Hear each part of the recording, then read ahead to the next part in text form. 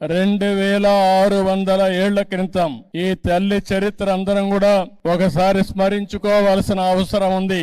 ఒకసారి ఆ చరిత్ర తెలిస్తే మనం కూడా త్యాగాలకు ఏ విధంగా విలువిస్తామో అర్థం అవుతుంది. ఇక్కడే మీరు చూస్తే 2600 సంవత్సరాల కంటే ముందు పెనుగొండ పాలకులు ఆర్య వయస్సులైన కుసుమ శ్రేష్ఠి కుసుమాంబ దంపతులకి పుట్టిన కుమార్తె వాసవి కన్యకా పరమేశ్వరి. ఆ తల్లిని చూస్తే భగవంతుడు ఆశీస్సులతో పుట్టినటువంటి తల్లి కలియుగ దేవత కన్యకా పరమేశ్వరి అని చెప్పి కూడా మీకు తెలియజేస్తున్నా. దేవుణ్ణి చూసినప్పుడు ఒక వరం ఇచ్చాడు. ఆ వరం ప్రకారమే ఆమె ఇక్కడ పుట్టింది. పుట్టడమే కాదు, గుణవంతురాలు, తెలివైనది, సమాజం పట్ల అత్యంత బాధ్యత కలిగినటువంటి వ్యక్తిగా పుట్టుకతోనే లక్షణాలతో పుట్టి ఆవిడ పెరిగే పరిస్థితికి వచ్చింది. అలాంటి ఆడబిడ్డ ఆ రోజుట్లోనే రాజమహేంద్రవరాన్ని పరిపాలించే విష్ణువర్ధుడని రాజు